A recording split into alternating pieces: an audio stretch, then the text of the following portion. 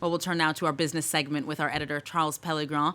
We're going to dive into what could be an historic deal between Israel and Lebanon regarding their shared maritime border. That's at least the term used by the lead negotiators of both countries in the past 12 hours. So, Charles, what makes such a potential agreement so historic? So, Aaron, this would resolve a dispute that's lasted for over a decade and concerns a contested area of close to 850 square kilometers with gas and oil resources that could value billions of dollars. And it wasn't just Israel and Lebanon that are eyeing these resources in the wider area. It's the whole wider region. Turkey's interested, Greece, Cyprus, Egypt. It's really garnered a lot of attention.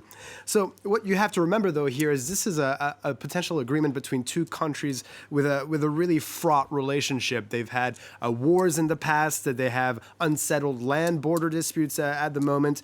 So finding a deal is really would be really a huge achievement. Both countries really stand to profit from the exploitation of these resources, but especially Lebanon with its ongoing financial crisis, its inability to pay for imported fuel that's then used in its power plants. Actually, Lebanon has already issued licenses for 2 blocks, but it hasn't gone beyond that. So a deal here could really speed that process up and help the country potentially get out of this financial crisis. Another sector that stands to benefit from a deal here is the oil and energy sector. French energy giant Total Energy, for example, is slated to operate the Cana oil field, for instance. Charles, what is the deal exactly about then? What might it look like? So there's a contested area where Israel has already found hydrocarbons that can be exploited commercially, and where Lebanon is aiming to explore for natural gas. And both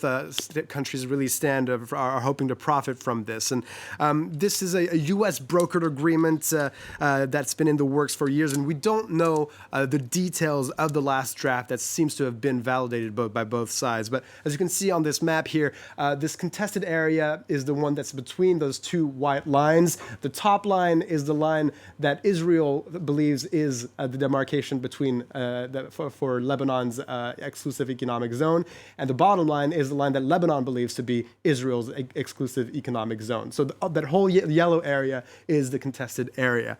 And last week, actually, Israeli officials said the deal would split the border into 2 sections. The first 5 kilometers from the shore would follow the Israeli line for the exclusive economic zone, and the rest would follow the Lebanese line. Now we have 2 fields here that are quite interesting to look at. The Cana gas field, which is on the Lebanese side, but extends slightly in the Israeli side. That was a sticking point in the negotiation. Potentially, they may have found a royalty sharing agreement for the profits of that field. Last week, though, Lebanon had said they would not pay a cent to Israel.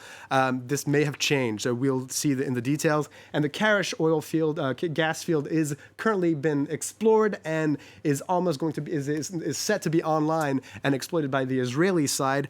But the